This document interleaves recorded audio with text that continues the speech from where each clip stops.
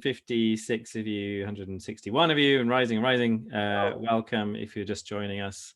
We've just at the beginning been asking everyone to share in the chat what's going well in your world. So just give you a second to think about what's going well in your world, which is just all about starting the meeting with a positive reality. And probably our biggest positive reality, just to introduce ourselves, is we're the co-authors of this book, which comes out tomorrow.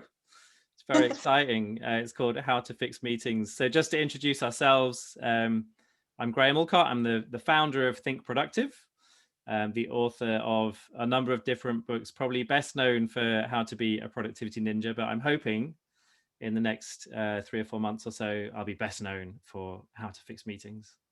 Say hello, Hayley. There's a few lovely comments there in the chat. Some people have already got their book, so it's come through. Oh, amazing! It's come early. So that's cool. Wow, that's cool. I've got mine too. Yeah, so I'm Hayley. I'm one of the team of Productivity Ninjas, delivering training, coaching, helping people to be more productive, less stressed, and all that good stuff.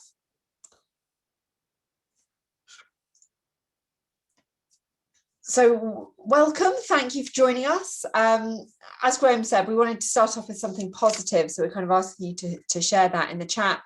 Some of you have been on some of these sessions before, so welcome back. That's great. Thank you for coming and joining us.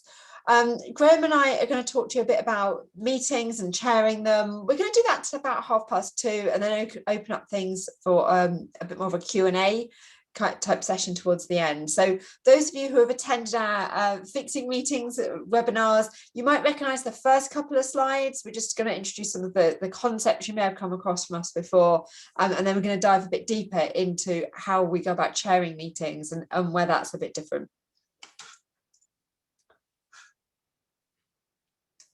So our purpose for today, we're here to learn some tools and techniques to improve how we chair meetings.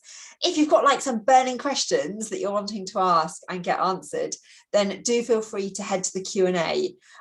With so many people on the session, we're just over 200 people now.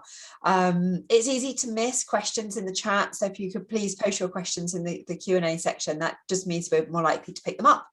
If we don't get time to deal with them all, we'll do a little bit of what we call after dark. So after dark will be, we'll carry on answering the questions for a bit longer if there's quite a few of them. So it's worth explaining that's not when it's actually dark. That's at 2:45. No, we're not going till it's dark. We'll just carry on like 2:45 until about 3. So like yeah. It's a little secret bit of the session if you want to hang around. Cool. So want to just think about what makes a good chair. Like, I'm sure we've all been in meetings that have had a really good chair. I'm sure we've all been in meetings where that's not been the case. So just asking you to share a couple of your initial thoughts. Yeah, great one. Thank you, Janet. 4 legs make a good chair. So you know what we mean. So it's funny because if it felt like 10 years ago, people would have this like long-running conversation about whether we should say chairperson or chairman or just chair. And I kind of feel like people have gone more towards just saying chair these days. But yeah, let's think about what people are saying in the chat here. So obviously keeping on time is coming up as a main theme here. Well prepared and task focused. We're going to focus on that actually during this session as well. Some of the stuff that you can do as a chair before meetings. It's not all about what you do during the meeting. And a lot of that comes down to being organized. Sometimes it's confidence. It's kind of taking risks and being the person who isn't afraid to lead the way.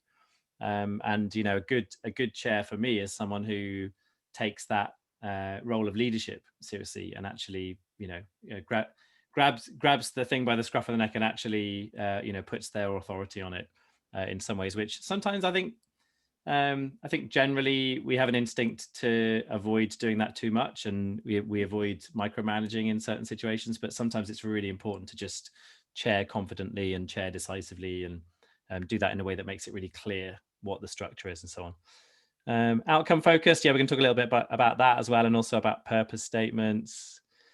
Preventing waffle. Well, Hayley does really well at preventing waffle. I find that difficult personally. I just waffle along. And so that's probably a good segue into the next slide, Hayley. Otherwise, I waffle on for a lot Yeah. longer. Tina's I come up with another good one there. I'm recognizing when people need breaks, when things need to change a bit. So that's cool. So 40 20 40. So this is a concept from a book called Meeting Together by Lois Gresley and George Gawinski. Focusing around, this isn't like 40% of your attention before the meeting and only 20% during. We're talking about, you give the meeting 100% of your attention, but in terms of the prep, the planning, this is what a good balance we think would look like, where 40% of your effort and your attention goes into that before the meeting. The meeting itself then becomes a bit easier, ideally a bit shorter, a bit better, and doesn't require quite as much heavy lifting. And then that 40% is thinking about the actions and stuff that happens as a result afterwards. And I think, I don't know about you, Graham, certainly for chairing meetings, I think for some of the meetings that I chair, maybe even higher than 40% before to make it a success. Yeah, for sure. And so when we think about that model of 40 20 40, I think it's worth just saying that that's set up to challenge this assumption that meetings are just what happens in the room. And actually what happens in the room is just 20% of what's really needed to make a meeting work. So there's two things with that. One is, if your day looks like meetings back to back to back to back, then actually you don't have any time for those two corresponding 40s, right? So either to prepare so the meetings are good or to follow up on them afterwards. And so that means you're stuck and you need to really change, how many meetings you're going to a week and what's the culture and all those kind of things. But it's a really nice guide, I think, particularly for me when I've sat on different boards and stuff like that.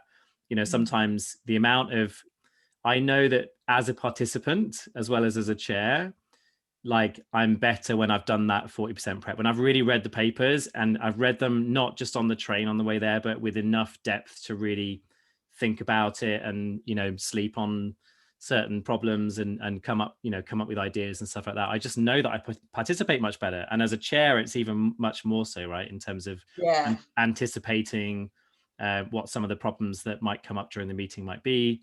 And of course, setting that tone in terms of following up afterwards.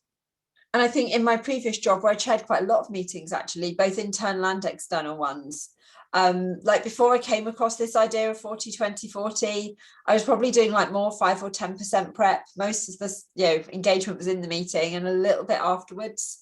So I think this is something that can really help in terms of thinking, making those meetings better by preparing for them better and doing stuff afterwards. Yeah, for sure. Tell us about yin and yang. Yeah, so some of you may have been on the previous webinar, and apologies, this is the last slide that crosses over with the previous webinar, but I just felt like it was really important to set the scene, really, in terms of what we're trying to do, both in creating cultures around meetings with this book, but also in terms of how to approach meetings themselves. So when we think about the culture of an organization, you've got yin and yang. You've got these two very oppositional energies, but they need to be in balance. And the yin side of things says we need to listen, we need to be reflective, we need to really think about ideas and learning and planning. And then on the yang side, we actually just need to get some stuff done. So if you think about yin as being really about how do we listen to colleagues and have that intuitive sense of what else is going on around the action, and then yang is the just deep work, get your head down, say no to meetings, deliver on stuff, right? And these two things are really oppositional. If you spend your whole time in that yang kind of mode, really good example of this a couple of weeks ago, if you came across the statement that came out from Basecamp, which is basically saying, hey, we don't want to listen to our people anymore. We're just a purpose-driven company that does this thing. We don't want to listen to you. And half the employees have walked out, right? So if you, it's a very natural thing to just yearn for yang, right? And just want to deliver an action and none of the, distractions that all of that people stuff brings in. But actually, it's just vital. It's just so important to people being motivated and people feeling engaged and you actually getting a better outcome. And all of that's lost if you don't have this yin energy too. So that's about being much more sensitive, reflective. It's about listening and communicating. And the culture needs to have that balance between the two. What we often see is that the balance is much more skewed in terms of meetings towards the yin, right? So there's a lot of sitting around and discussing and people don't have enough time to do the actions. but it's also not about saying we need to run a 4-hour work week here, right? And cut out all meetings and just kind of get ahead of time. You kind of need to do both, right? And so you need to have times in your day, in your week, both individually and culturally, to make that happen. Within a meeting, I think this is a really interesting dynamic too, right? So what's interesting about this model is that the seed of yin is in the yang and the seed of yang is in the yin, right? So in a meeting, you're in this yin reflective listening kind of mode, but you still need that seed of yang. And what yang looks like there is action orientated, making sure that meetings are pushing themselves in a certain way. You need to have structure. You need to start on time. You need to have that discipline of what you're going to talk about and how it relates to the purpose. And every conversation reflects the purpose. So even within a meeting, which is yin and listening, you do need discipline, structure, order, within that much more chaotic yin in order to make that work. So it's just a really nice way of saying, even in creating a space, because being a chair of any meeting is about creating a space. Even when you're creating that space, you need to create it with the eye on the yang energy too, right? That structure and making sure that things do run on time, orientate to actions and so on. Cool, thank you. And so many of our meetings now virtual. And I reckon that's going to continue. There will be more face-to-face meetings perhaps than we've been having, but thinking about what this means, a lot of the stuff we talk about in terms of the yin and the yang and the 40-20-40, it all applies, whether it's online or in person. And the stuff we're going to talk to you about before, during and after in relation to chairing, that all relates to both. But it's so much easier, I think, when people are online to be distracted, whether it's by their email or other stuff that's going on around them. So just recognizing that, maybe setting some ground rules, like right at the beginning. I think our first slide there had something about, turn off the email, let's give this session our full attention and attention. So just being aware of that, I think is really important. Cool. So yeah, let's talk about before the meeting. So coming back to our 40-20-40, 40% of your energy goes into preparing for the meeting. So really this is the best way to think about how to get better as a chair, is to really think about the ninja preparedness of meetings, right? How can we be more prepared, ready to provide those things we just talked about, the structure, action orientation, and so on. So the idea of making meetings magic. I used to work with this facilitator called Martin Farrell. He became the meetings magician for Think Productive, and he was his day job basically was facilitating meetings for people like the UN Committee on Climate Change, for the Fair Trade Foundation, huge, big international meetings, often 100 people plus, sometimes the 12 most important stakeholders locked in a room, so all kind of sizes and shapes and scales of meetings, lots of big consultation meetings and so on. But it always seemed to me like he just did magic. And when I was talking to him about this, the main thing that he always used to say to me is like, it's always in the prep. So many of the things that you look at and you see and observe as being these spontaneous magic things that he's done in the moment were actually things that were pre-arranged, pre-prepared. He had little plans up his sleeve for if certain things happen or if things went wrong. And just that preparation, I think, is just hugely important. In terms of preparation, I think the most important thing is to think about purpose statements. So not just to have an agenda of these are the items that we're going to cover, but like, what's the purpose? So again, this yang energy of action orientated, really clear structural purpose. So just a simple sentence like, by the end of this meeting, we will, and then some bullet points underneath with some verbs, and then we will have decided what we're going to do with this. We will have covered and looked at this particular thing. We will have thought about and brainstormed ideas for this, whatever that thing might be. So just having a really clear purpose statement, and don't be afraid to just put that on the top of the agenda. The first person who does that within your organization, people will be like, that's a weird new thing, but actually it's quite interesting, I think, how sometimes when you just role model these good practices, other people just start to pick that up very quickly and it spreads.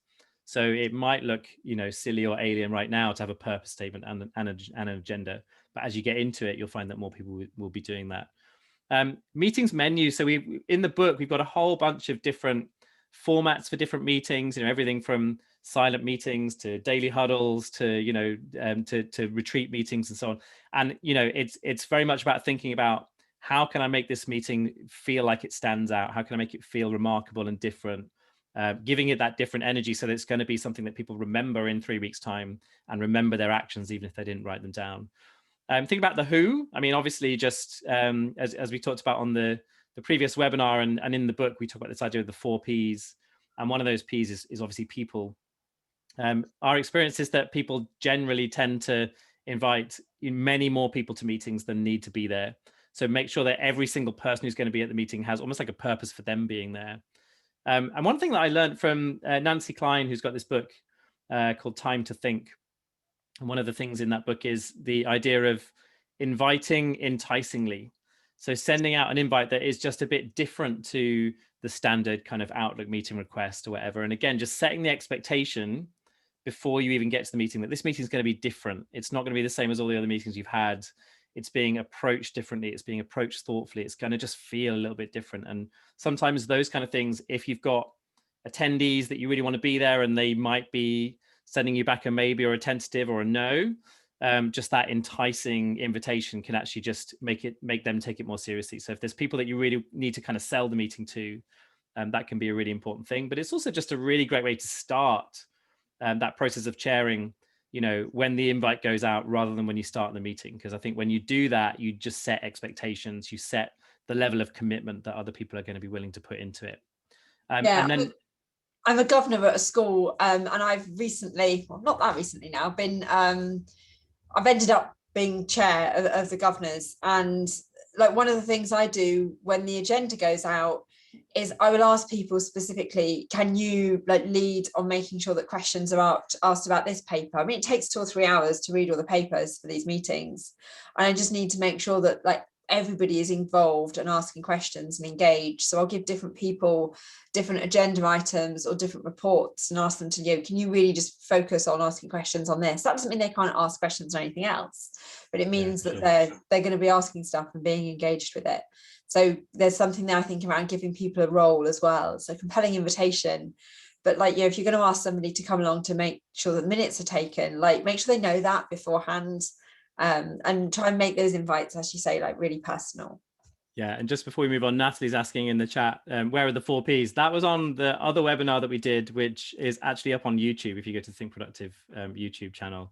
And of course, it's in the book. Cool.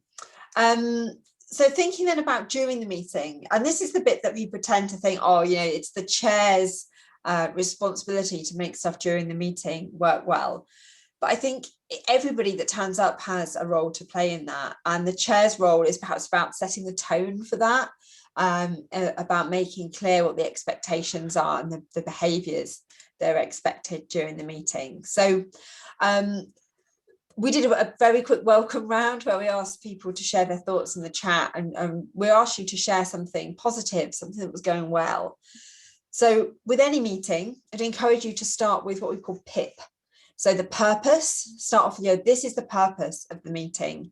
And I don't mean the purpose of the meeting being, this is our team meeting and we meet once a month, every month. That's not the purpose. Why are you meeting? Why is that a valuable thing to do? Introductions, so making sure everybody knows not just who is who, but who's who and why they're there. So it goes back to that thing that Graham talked about the importance of inviting enticingly and just being really clear about what people's roles are and what they're contributing. And if it's a regular meeting and it's somebody's second meeting, go through everybody's names again. Don't just be, we all know each other. Because if somebody's only been to one meeting to interact with people, they don't really know who's who. That might take a bit of time. The other little stealth reason for doing that as well, which I really like, is it breaks the seal. So the fact that everybody has spoken at the beginning means that if 10 minutes in, half an hour in, you get to some contentious point in the meeting, some contentious question, and someone is sat there going, everyone seems to agree with this thing, but I totally disagree with it. They're much more likely to speak up and share this contentious opinion if they've already spoken, because they've broken the seal. They're already comfortable. They've already made a contribution. And that first contribution is them just sharing their name and a positive reality. Everyone's the expert on their own life. You can't get that wrong.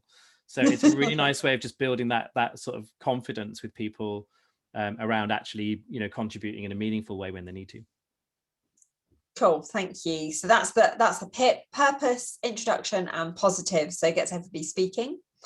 A couple of the tools that you can use during the meeting. Don't know if you're familiar with car parks. So somebody raises something and it's like, that's a really interesting, important issue, but it's not helping us move the purpose of our meeting forwards. We don't want to get sidetracked going off on a tangent talking about that. So what you can do is create a car park. So that could be like a shared whiteboard if you're doing it online, or just asking the person who's taking notes, right, can you pop that in the car park? And what you'll do with the stuff at the car park, you might come back to it at the end of your meeting to say, right, are there any of these things we want to discuss now? Or who's going to action them outside the meeting? Or it might be something that the chair or somebody else takes away to deal with. So you're noting it, you're acknowledging it, but you're not going down that tangent by discussing it. One of the tools that I like, particularly for online meetings, is that kind of round robin, going around the room. So being able to say, okay, we're going to go to Graham, then we're going to go to Julie, then we're going to see what Sarah says. So you let everybody know when you're going to come to them. I tend to do it going around my screen with my little boxes in Zoom. But if you're in a room physically, obviously you could go around the room. You might want to give people a time limit. So you might say, okay, we want you to share your thoughts on this issue. You've got 5 minutes each. Or you might do a quick temperature check. You've got 30 seconds. Tell us what you're thinking, what your thoughts are. That's a really good way to make sure everybody gets a say and that it's an equal contribution. If I'm chairing a meeting, and again, I find it harder to keep track of who's said what when it's online. I don't know why. There must be some psychology behind that. But what I will do is I'll just put a little tick next to people's names when they've spoken. And then if there's somebody who hasn't contributed very much, I might be able to say, okay, John, tell us, we've not heard from you. Have you got any thoughts? Is there anything you'd like to add? So you can kind of go back to the people and be aware who has spoken less. I used to do a fair bit of facilitation where I'm sort of brought in to work with a group and I don't really know like any of them or many of them. Sometimes I know one or two of them, like facilitating new boards and stuff like that. And one thing I'd always do is just have a piece of sort of A4 paper in front of me and I'd almost like draw the seating layout of the room and write the names. And that for me is just, it's almost like a little sort of confidence tool, like Dumbo's feather in the cap or something, right? It's like, I know that if I've got that there, I'm not going to get people's names wrong. And just knowing that it's there, I don't even need to use that much, but just once I've written their names down, that's almost like the process where they're a bit more committed to memory. So just those little things that you need to just think about writing down. Don't be afraid to do that kind of thing, because if it just adds to your confidence, I always just feel like I'm more confident doing that. And like I had the same thing on Hayley as with on Zoom. I had about 30 people on a group. A couple of people kind of left and came back in, and so it just moved all the grid around. And it was like then I was screwed. So maybe the piece of learning for me for that is like still just stick with those pen and paper type solutions, like even if it's online. Yeah, absolutely. Should we talk about the pause thing? Yeah, very often, I think this is something Nancy Klein mentions in her book as well. Like meetings are just full of people's half thought out ideas, because they start saying something and somebody will jump in and interrupt them. So the power of giving everybody a pause and say, okay, let's just take a moment to have a think about that. I've got a coach who's really good at doing that. So just giving you some space to think, to articulate your ideas. And somebody in a meeting session I delivered last week said, oh, but what about, like, I don't like silence. I like to jump in and say something. But I think the thing about that silence is it gives everybody a few moments to collect their thoughts. Yeah. So not being tempted to jump in, to just inviting people to, okay, let's just take a few moments to think about what we've heard. You don't have to think out loud, you can think quietly. I think that's really helpful. I mean, that relates to breaks. Sometimes you might need a slightly bigger pause. So particularly if you're online, if it's anything more than an hour, I think you need a break. Even if that's just like encouraging people to look away from the screen, have a bit of a, we have a slide in some of our workshops that's just say stretch, move, jump about. Get moving. I think that's also really helpful. I just think it's amazing. Like, it's amazing how quickly you can reset people's brains just with a 2-minute silent, pause in a meeting, or just a 5-minute comfort break. And the other thing I love about it as well is if you're in a meeting where you're the chair and you sort of notice that there's like some rising tensions, or there's just like a stuck sense of we're coming up with ideas, but we're not really solving the thing. Sometimes, and especially what I've seen really good facilitators do as well when I've been in meetings is like take that pause. And then what they're doing is while everyone else is on pause, they're going to some of the key stakeholders and saying, hey, can you three people just get together and just think about this? So by the time everyone arrives back 5, 10, 20 minutes later or over lunch, whatever it is, then what's presented back to the group is like, we've just been thinking, here's this and here's that. And actually you can actually, as a facilitator, use those pauses. So yeah, everybody else has stopped working for a few minutes, but as a facilitator, you never do. And actually just use that time. And I think some of those sort of strategic uses of pauses they're always super helpful. And often the barrier to using them is our own confidence and our own sense of can we break the rules here? So we've got the structure, got the agenda set up. We don't want to go off track, but we've made rules so that they're there to be broken. And, so that, when it needs to really kind of serve the mission of that purpose of the meeting, like, don't be afraid to kind of jump in and use pauses and kind of think on your feet a little bit as well. There's a couple of comments in the chat around videos, like should videos be on for online meetings? So yeah, we think so. We want to encourage you to have less meetings. So it's not about being online all the time. Certainly when I'm delivering training, some people don't like to have their screens, their cameras on. And all I say to those people, if you're going into a breakout room, you're doing things in smaller groups, please have your cameras on, like really encourage people to do that. But I think that's also part of the before, it's part of the prep to let people know that that's going to be kind of what the expectation is.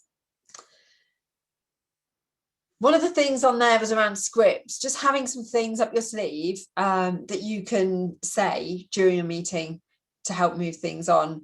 I like who's best placed to take this forwards. I often use I'm conscious of time. So what are we going to do? So having some stock phrases that you kind of think, I'm going to use that one when things are getting a bit tight in terms of timing, or if I feel that not everybody's had a chance to contribute, not everybody's got to say something.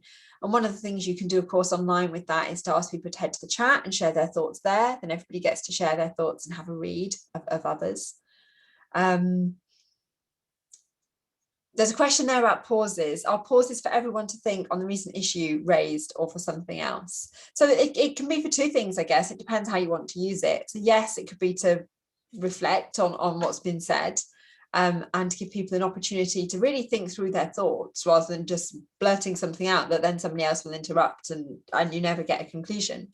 It can also be as a way to kind of draw a line under something.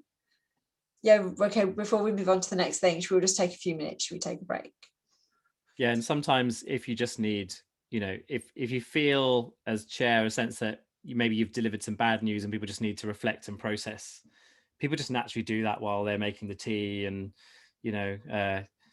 talking to each other across the toilet cubicles and all that sort of thing, which, obviously we know goes on. But, just that sort of sense of you creating the space so that other people can process, I think is really important. Yeah, hugely.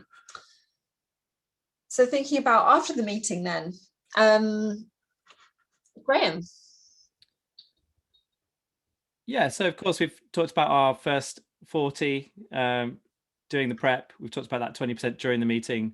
After the meeting, then it comes down to two things. One is not realizing and recognizing that your job has not finished when the meeting finishes, right? So if you're the chair of that meeting, if that's your responsibility, it's about then doing that chair work afterwards to make sure that productive follow through is happening, right? That last 40% is about the productive follow through. So making sure people are actually doing their follow-ups and delivering on those actions. And you can really sort of gear this and guide this during the meeting itself, right? So particularly when meetings are on Zoom, one of the things I always say is if you're deciding actions, have that on the screen for everybody to see during the meeting. It can actually be better than a face-to-face meeting. Have those actions on the screen so that by the end of the meeting, it's all there. Everyone's seen it. The wording could not be clearer. We've all discussed it, who's doing what and by when and, in what order and so on. So just having that kind of stuff on the screen, you can guide that through the meeting so that your job afterwards is much easier anyway. And in terms of good actions and what that looks like, you need to just be thinking in classic productivity ninja style about the idea of next physical action. So, really thinking about with everything that you're trying to work on, what's the next step that you need to take to get stuff moving.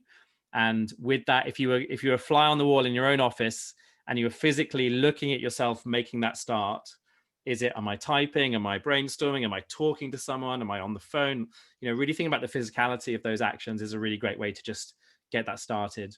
And of course, also, what's the project outcome? So what are we trying to achieve? How do we measure that? How do we know when we're done? So those two things, next physical action, project outcome, and really having that stuff clear. And then I think, the other thing that's worth also just thinking about with this is in terms of not just following up on the actions, but that last bullet point on there, reviewing the success of the meeting. So getting into the habit of regularly feeding back and reviewing the meeting, perhaps at the end of the meetings, but also just checking in with colleagues, the next day or a week later. What did you think of that meeting? How did I chair it? How could it be even better? So really nice little feedback question, just even better if, right? So, when you ask that question and you're seeking that feedback of like, was the meeting good? Most people, particularly in, if they're very British, it's like, yeah, no, it was great. So a really nice way to just solicit those extra learning points is just, okay, just give me the even better if. So yeah, it was great, whatever, but like even better if. And that sense of continuous improvement, I think, is a really important part of follow-up as well. Yeah, hugely. Okay, we're going to invite you to head to the chat to share with us like some of your actions from today. We've got Q&A. There's quite a few questions. We've got 7 questions already. So do feel free to share your questions and we'll answer as many of those as we can. But before we do that, it would be great to hear kind of like some of the things that you're taking away from the session today. That would be super helpful and gets you thinking about it as well. So we'll give you a couple of moments to do that.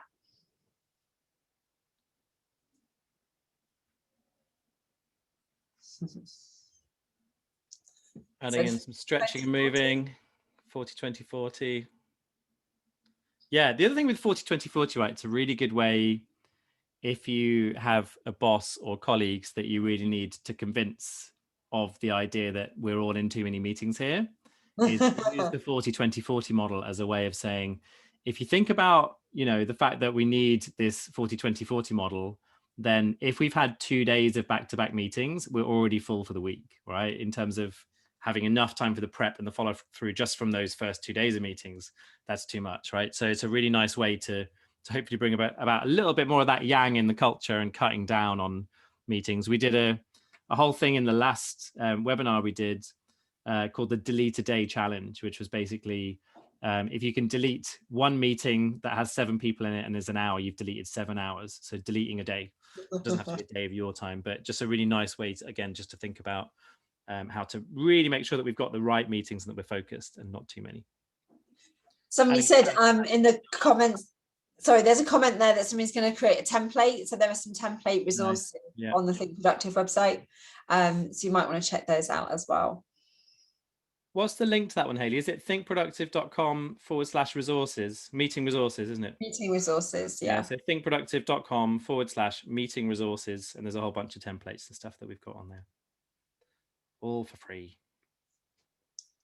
There's a couple of really practical questions. So I'm going to take those first. So we're going to share the slides afterwards. So we will share the session afterwards. That'll be available on the Think Productive YouTube channel. Should we do those other little bits before we get to the questions, Hayley? Yeah, so don't forget the book. Head off, buy the book. You can pre-order that on Amazon. I am just going to share the I didn't mean to do that. I will share the link to that in a moment. Oh, I pressed the wrong button. Apologies. Always know your technology before you start sharing a session. So yeah, I shall share the link for that in just a moment. We do a whole load of other workshops at Think Productive around getting your inbox to zero. We do a session called Fixing Meetings. So if meetings need fixing in your organization, we can come and help you and your people with that. And a whole load of other stuff around productivity and well-being for people who've just got like too much work to do, not enough time to do it in. We're able to assist with that. Graham, tell us about your awesome cool newsletter. Yeah, so every week I send out a newsletter. It's called Rev Up for the Week. And the idea is it's one productive or positive idea for the week ahead. Sometimes they're 300 words, sometimes they're 1,200 words, but it's one big idea. I've just put the link in the chat. So just go to grahamallcott.com/links if you want to sign up for that. And also in the links is the link to the book as well, actually, if you just go to that link. Cool, thank you. I'm running a 6-week to Ninja program. We're going to start on the 9th of June, and it's going to be 2 hours in the morning every week for 6 weeks, and we're going to take you through a whole load of stuff that's going to help make your lives easier. So we're taking you on a journey. It's called 6 weeks to Ninja. And because you're here with us on the session today, if you wanted to book a place, we're offering you 10% off. So if you go to Eventbrite to book your place, or you can go through the Think Productive website and use the voucher code meetings. So that's meetings, all in capitals, and that'll get you 10% off. So that's pretty cool. Cool. I've just put the link to that one in the chat as well. And let's do some questions. Yeah. So there's a quick question here from Ross. What's the final P in PIP? So it's starting off with the purpose, introductions, and something positive. So positive intent. So that's quite an easy question. What's your top tips to get the room talking, especially if the senior personnel are in the rooms? That's a question from Tom. Yeah, I'd honestly say the first thing with that is, that thing I was just saying before about breaking the seal. So just everyone's an expert in their own life, right? So it's a really nice way to start. Just share something that's going on outside of work, or just a positive reality. Sometimes when you say what's going well, people will share a work thing, or some people will share a non-work thing. But I just think the level of empathy that you can create in 5 minutes by doing that is insane, and because it's just getting people to just think outside of what the purpose of the meeting is, and just connect on a human level first. And I think that it just rocket fuels everything else for me. So I think Productive, one of our corporate values is trust and kindness are our rocket fuel. And I really think, creating the space where you can build trust and build that empathy and kindness, I think really helps to then solidify all the conversations. And, when you need to talk about stuff that's a bit difficult, that kind of really helps to have done that first. Claire's asking, how do you keep weekly meetings interesting and still worthwhile? Lots just seem to happen out of a habit. How do we get them reduced or removed?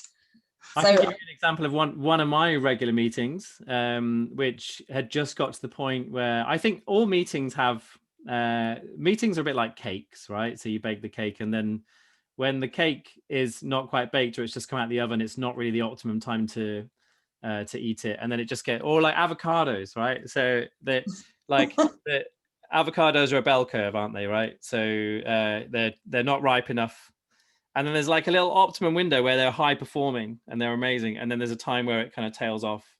And I think good meeting might be good for a long period of time, but there'll always be a thing where at the beginning you're finding your feet, and then there'll always be a time where meetings just go a bit stale after a period of time. So I had this thing recently where one of my regular meetings, we've just smashed it up, right? And so just stop doing it, leave the space for 2 or 3 weeks, see what's emerging in the work that actually it needs some kind of fix, whether that's replacing that meeting with something very similar, or a Slack channel, or a WhatsApp group, or just something else. And so I often find that when things start to feel like they're a bit habitual and people are questioning the value of them, one of the best things you can do is just smash it up first, and then figure it out later. Obviously, you can't do that if the meeting is like a governance meeting and you're legally required to have 4 a year or something. But for more regular team meetings and stuff like that, I think that's always a really good strategy. The other thing I'd probably say is like changing the location as well. So just changing the view, moving things around, or changing some of the formats as well. What else do you think, Hayley? Changing the chair. Changing the person who's sharing it, like changing the way the agenda is done, trying to make the format different. Particularly if it's like one of those meetings where people are just doing information updates. I'm just showing how I'm getting on with my work. Like, think about different ways to do that.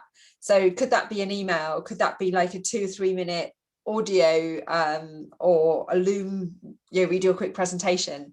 So there might be other ways of doing that. just thinking about how you make that different to what's gone before it, really. Yeah, for sure.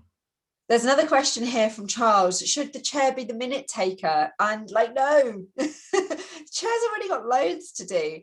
So I think it's really important actually that the chair isn't the minute taker, and that you ask somebody else outside of the meeting to do that. So if you're the chair, and the culture is that you're kind of then expected to take the minutes, maybe just ask somebody else to jot down the actions. You know, do you really need detailed minutes? If you can just do the actions, then just do that, because that's what people need to know. That's what they scan through the minutes and look for. I read this amazing book as well. It's called How to Fix Meetings. But one of the things we say in the book is also have a dedicated timekeeper. As well as the chair, as well as the note taker, have a timekeeper. And again, I think this is like, it performs a couple of functions. So for me, one of the good things about having a timekeeper is I'm really bad at timekeeping myself. So if I'm in chair mode, I'm probably not having my attention on where every minute is. The other thing it almost works out is like a good cop, bad cop. So as the chair, you want to be the person who is, prolonging the conversation, encouraging the dialogue, listening. You want to be in that yin kind of mode. And then, the idea of timekeeping is very yang, right? So having someone else whose job is to go, Graham, we've got 10 more minutes, right? And it's like, okay, so it's not me denying someone's right to speak. It's the timekeeper coming in with the one job that they have. So no one's going to, sort of blame the timekeeper for doing that. But I find that a really useful dynamic, like good cop, bad cop, between the chair and a timekeeper. Fantastic, thank you. Michelle's asking, do you still do introductions in big meetings? Like sometimes it can take too long. So it depends how big you mean. I mean, if we're talking 100 people, then you can put them in breakout rooms. Yeah, if you're doing it online, I'd put people in breakout rooms. I've actually been to a couple of really good networking events where they're really good at doing that. You go into a breakout room really early on, you speak, you say something, so now you've contributed, even if it's only in your group. What else just have in we? big physical spaces, just in pairs, so again, it's about breaking the seal, encouraging that kind of first dialogue to happen. Just share with the person next to you, where do you come from today, what are you doing? Just those kind of small little things, I think, make a big difference. Yeah, huge difference. Okay, what else do we have here? What is your advice on changing organizational culture in a large corporation? Great to share this wisdom with my immediate team to influence subculture, but can see the challenges when I work with numerous other parts of the business. Yeah, so I think there's two parts to this. One is personal ninja survival tactics, right? So recognizing that if you're just in a culture where there's loads of meetings, you need to get better at saying no to them. You need to be constructive in saying no to them as well. So going back to people and saying, okay, so I'll come to the meeting as long as there's an agenda and a purpose statement. And that's my deal, right? And give pushback where you can. Not always possible, but where you can. And then there's the other part of it, which is the challenging and changing the culture. And I think there's a couple of parts to, trying to, like, I think it's always easier to do the survival tactics and be stealth and camouflage and say no to more stuff than it is to change culture. Changing culture is just hard. But when it comes to changing culture, what I will say is that if you can get your sub teams really working in that way and start to role model that, so people see that this is not just one lone voice making change here, but this is like a team who are finding this really useful, particularly if that role modeling leads to other teams saying, hey, like accounts are doing this amazing thing. Like, oh, we want to be a bit more, that's really dynamic. It's having a good effect. Like, what can we do that's a bit like that? That's my school run alarm for 10 minutes time. Very young. But I was about to say we were at the 2:45 mark. So yes, some people might need to drop off if you've got other stuff. We will stay and answer some of the questions. We've still got quite a few questions, so thank you for that. But if you're not going to stick around for After Dark, thank you for joining us. Go forth and buy the book. Get in touch with everybody. Us if you need any more help around meetings or all things Productivity Ninja. So thank you very much. How ironic, Hayley, is it? So we're getting into After Dark, and then you were then my timekeeper while I was giving the answer about timekeeping. And you had an alarm set. That was perfect.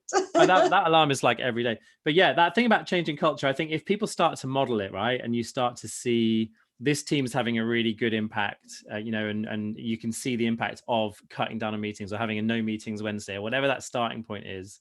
You've got to find the ways to make that stuff palatable.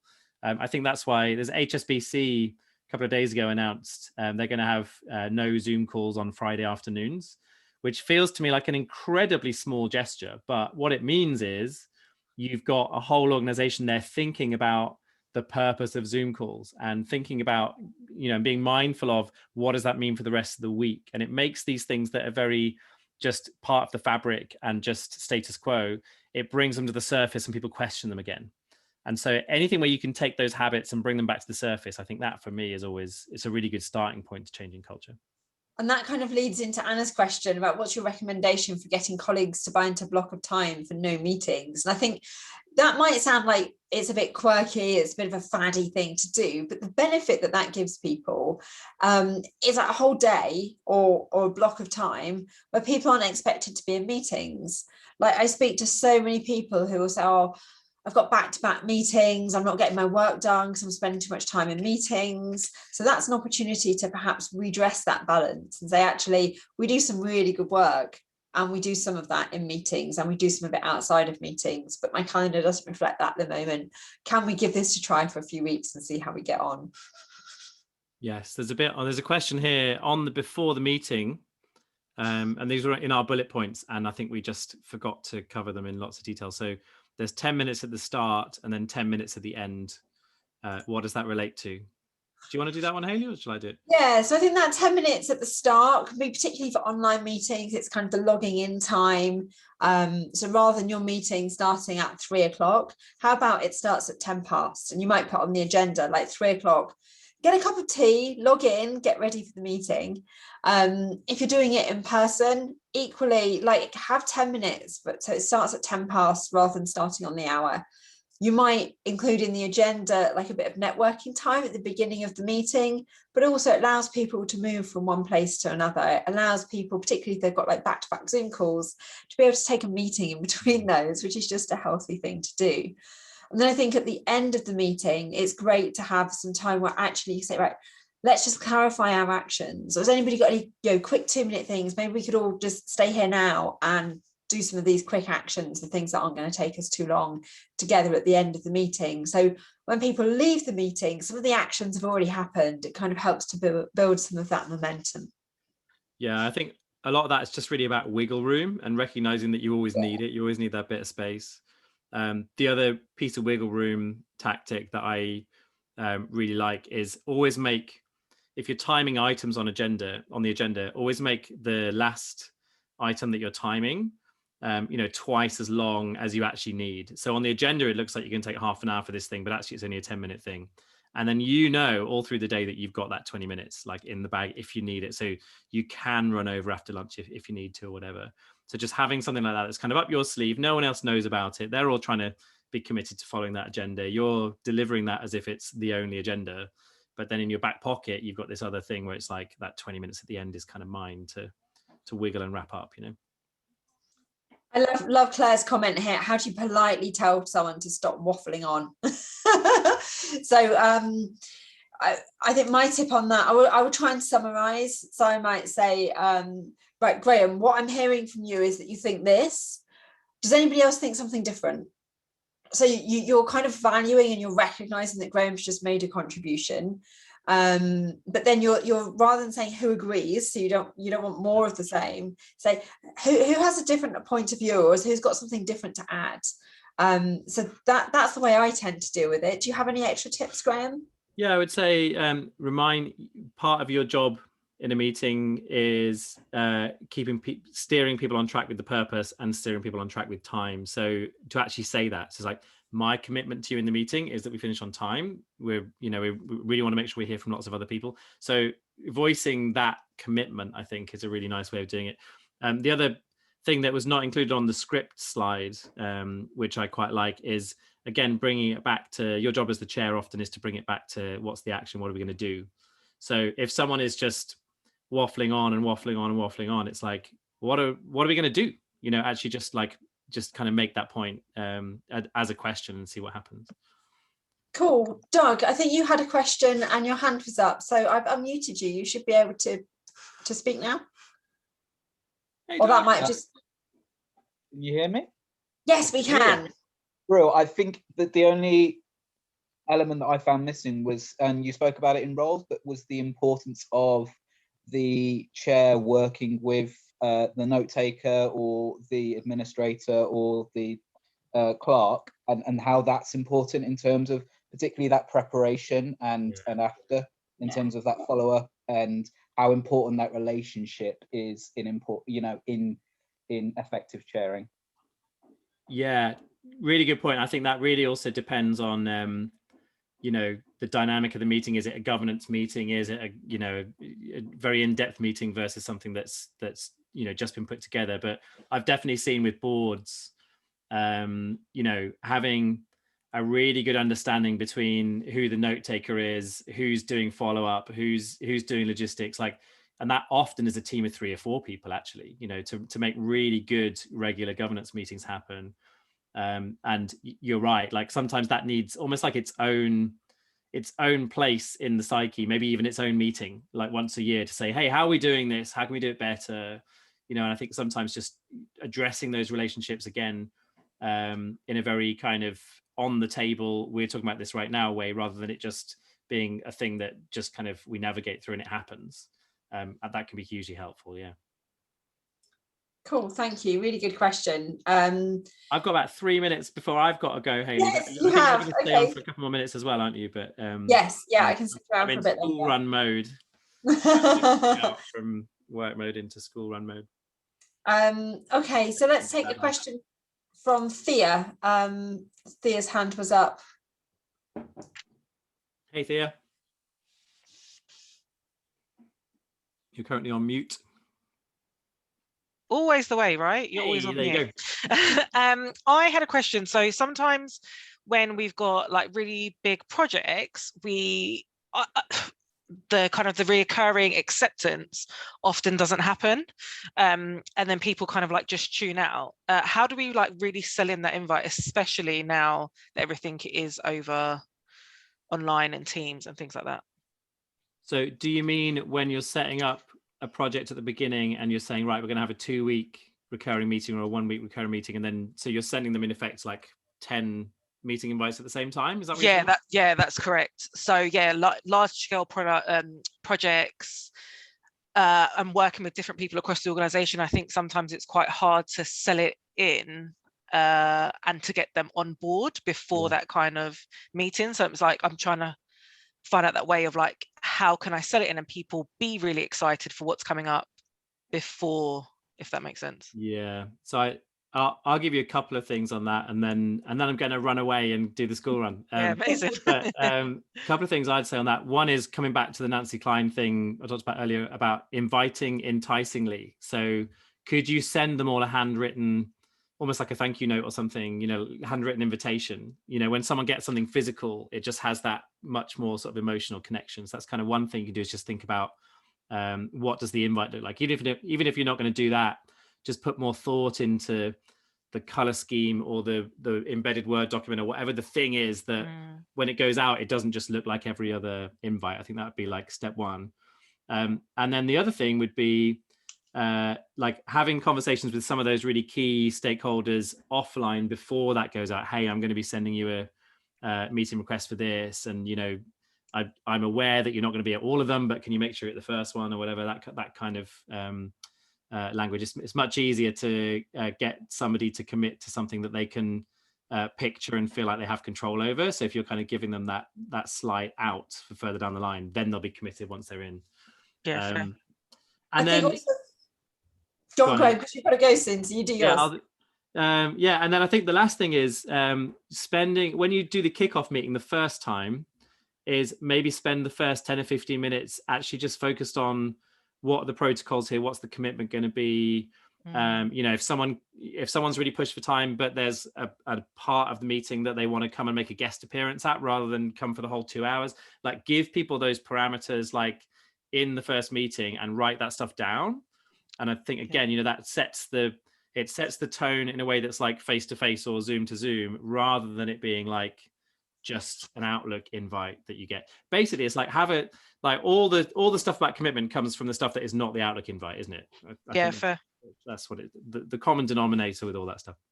I'm going to run, Hayley, and everybody. But yeah, thank you for thanks, Graham, being here, and please go buy the book. And thank you all. Bye. I just want to add to the comment that Thea made there. When you're planning a project and you're inviting people to come to the meetings going forwards, like you don't know what the content of those meetings is going to be till nearer the time. So having a purpose statement for each of them and saying, actually, we've gone over on the finances of this project. That's going to be the purpose. We're looking at the finance side of things. What that means is I don't need everybody anymore. So, if you can set up an expectation at the beginning of, I'm not going to ask you to come and sit through stuff that's not relevant to your involvement in this project.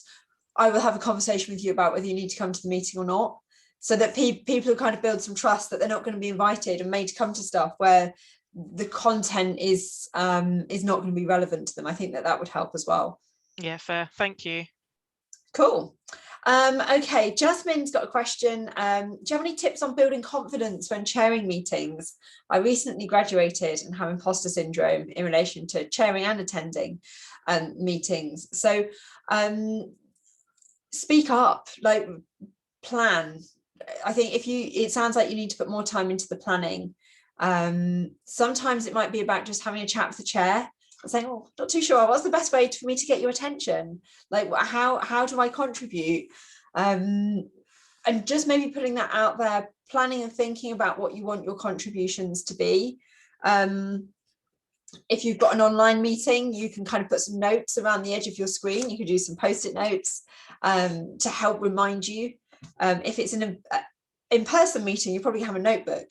But when you're looking down at your notes in an online meeting, people can just see the top of your head, and that's not very inviting or engaging. You might also want to think about doing some coaching around that. But I would say that I'm a coach. But it sounds like the preparation is going to be key for you. If you're a bit nervous about something, if you're a bit not sure, thinking about what's the meeting like, where are the things I might want to make points, talking to the chair about how you get their attention. Doug's asking for some advice on how to say no to meetings. And this one I think is always tricky. I think a most popular blog post of all time on Think Productive's website is something my colleague Matt in Australia wrote about how to say no to meetings. And that there's the kind of the polite of, I can't, I've got a deadline, I'm working on something else, do you really need me there?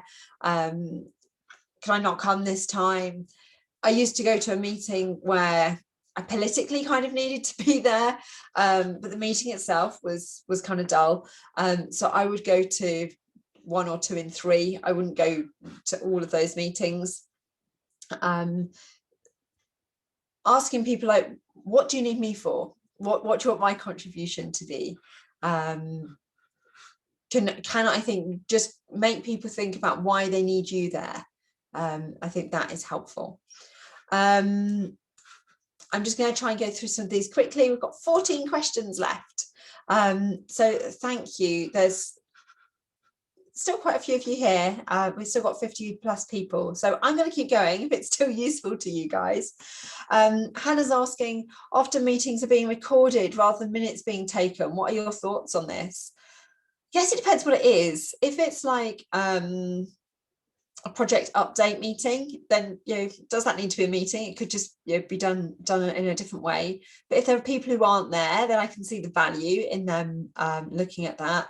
But if it's a 2-hour meeting and the output of that is a list of 5, 10, 15, 20 actions, it'd be much better to just have the actions noted rather than people having to relive the meeting. I guess if it's something that's controversial, there might be some value in that. I'm thinking about like HR meetings, disciplinary meetings, where things might be helpful to look back at exactly who said what. But generally, I don't think I'd be a fan of that. But that's just me personally. Faye says, I often end up with a long to-do list if I'm chairing. How do I try to be more evenly distribute the actions around the table? What I tend to do when I'm chairing meetings, I have had this problem before, is to say, okay, who's going to do that? And just put it out there. I'm assuming it's not going to be me. who's best placed to do that, who's going to have time to do that, or what help do you need to do that. So I'm happy to help somebody to do something going forwards, but I don't want to take on all of those actions myself. So I found that is helpful. I think if there are things where nobody takes it, then I would, as the chair, perhaps take as an action, okay, well, I will contact people after the meeting to think about who's best placed to do this. It's much harder, I think, for people to say no if you just call them up after the meeting. At some, it doesn't have to be immediately after the meeting, but at some point say, oh, we struggled with this in the session. Nobody really wanted to take this action forwards. Could you help with that? It's more of a direct ask. People are more likely to do something if you ask them as an individual rather than if you put it out to the room. Joanne says, I seem to be the only one in my team that uses 40-20-40. How do I get others on board? One of the things I'd suggest you do if you're sending out an agenda, you've got your purpose statement for the meeting, to have a purpose behind each agenda item, but then also to tell people how they can prepare for that meeting, like what needs to be done to prepare. So that just makes it really clear what that before looks like. I'm not a fan of spending time in a meeting looking at the actions from the last meeting. If I'm chairing a meeting, I would tend to do that before the meeting takes place. So I can follow up and I can update. I've checked with everybody, all those actions from last time have been completed. Or I might say, actually, Alison hasn't done this thing, but she's agreed to do it by Monday. So that lets everybody know about that. So I think just modeling that good behavior and being clear on what the preparation looks like, because people often just don't think about it. It's not on their radar. One other technique you could use is to build some of that preparation time into your agenda. So you could say, the meeting's due to start at 2, but we're going to get together at 1:15. And if you haven't had time to prepare and read the papers, you can log in, or we can book a meeting room, and that gives you a bit of time to do that. I'm not a fan of making that kind of a mandatory thing. I know quite a few people who work in organisations where they do this, and the people I know are dyslexic, and they're like, I need longer than other people to read the papers, so I want to do that in my own time. And I prefer to do that in my own time too. But I think giving it to people as an option could be one way to do that.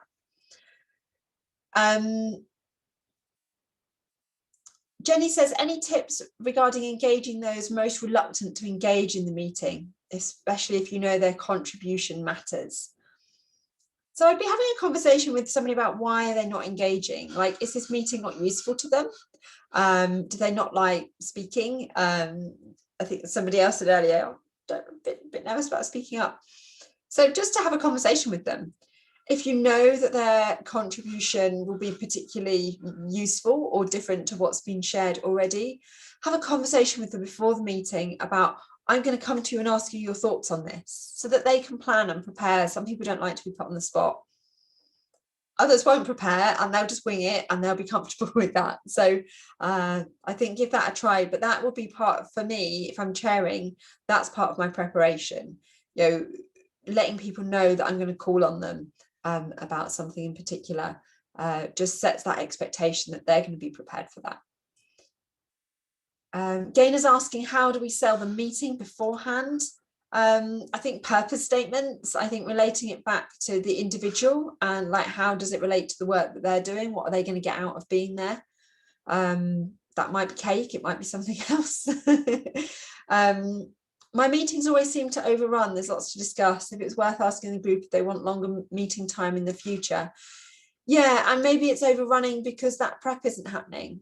So making people aware of that and saying, can we do it this way? Maybe have meeting more often and having shorter meetings, particularly if they're online. I think anything more than 2 hours online is way too much. So there's got to be interaction, things for them to do. You might have some things where you said, well, we've got these 4 agenda items left. We've only got 20 minutes. Let's go into some breakout groups, and you can choose which agenda item you go and discuss. And then we'll spend 2 minutes doing a quick update and hearing from each group. So you can divide things up rather than everybody having to be involved with everything. How important is it to bring humour in your meeting to make things light? I think it is quite important, but it's not a skill that I have. It's not something I'm very good at. I think you always need to be careful that humour isn't misconstrued. It's very easy to do, particularly if people haven't got their cameras on online. So I think, yes, if you have that skill, my vice chair on the governing board I sit on is really good at that. He'll just lighten the mood, but by kind of saying something quite fun. It's something I struggle with, but if you can do that, then yes, that's great. At my organisation, meetings regularly have 40 plus people at the meetings. There's no time for introductions, and slides are very data heavy, really struggling to engage productively with people, just very focused on status updates. Yeah, maybe break that down.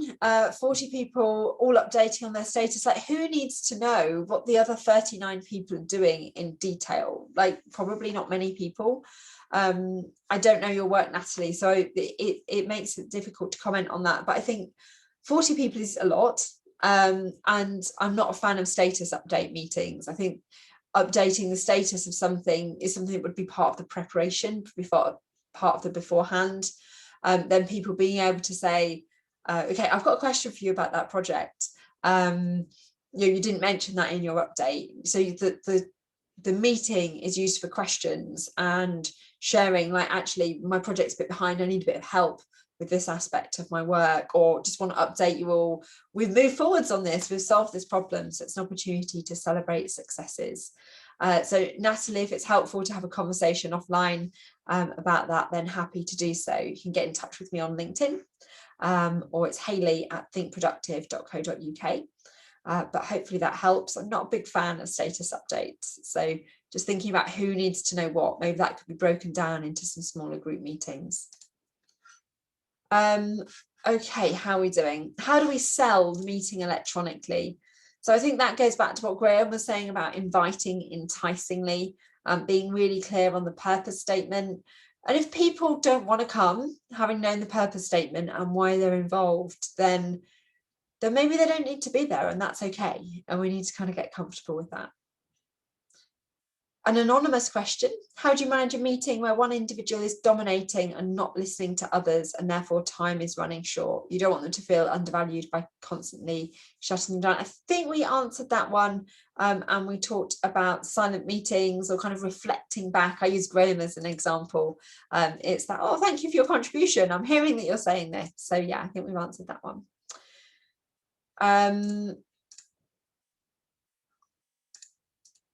My manager always overruns by 45 to 60 minutes. How can I challenge politely? I think it depends on why the meeting's overrunning. Like, is the agenda too packed? Is it badly chaired? I just think having a conversation, like, outside of the meeting, along the lines of, I've noticed we always overrun here. Should I be blocking more time out in my calendar? Or, would it help if we did this? Or, I thought you were a book. So just if it's a problem for you, it's a problem for everybody else that's going to be there as well. If you've got 30 minutes in your calendar for a meeting and it's taken an hour and a half, that's going to be difficult for everybody. So I think, like, have a conversation, say, look, what can I do to help? You don't have to go to somebody with a problem. You can go to them with some ideas of solutions or offers to help fix that problem with them. I often find people declining reoccurring meetings or engaging people with longitude meetings. I think that's the question. Thea came online and asked us live. Gaynor says, what do you think is the best way of trying to determine the meeting length? Some people are put off by longer meetings. Any hints or tips welcome? Yes, you're right, Gaynor. There is a bit of a how long of a piece of string is this question. I think anything more than an hour or anything more than 90 minutes, you need to be taking a break during the meeting, maybe encouraging people to come for what we call a guest appearance. So somebody, you're inviting somebody from marketing to share their thoughts. Then you say, just come for this bit at the beginning of the meeting to give the marketing update. We don't need you to stay for the rest of the meeting. So using that idea of guest appearances. That was our last question. I don't know if you've got any more. We've still got 30 or so people on the call. So if you do have any further questions, feel free to share them. Otherwise, thank you very much for your energy and your attention. Just going to drop my email into the chat if anybody wants a further conversation. It would be great to hear from you online. I'm on LinkedIn, and Graham is on all the social media places that you would expect to find him. So I'm sure we'd both love to hear from you. So thank you all very much.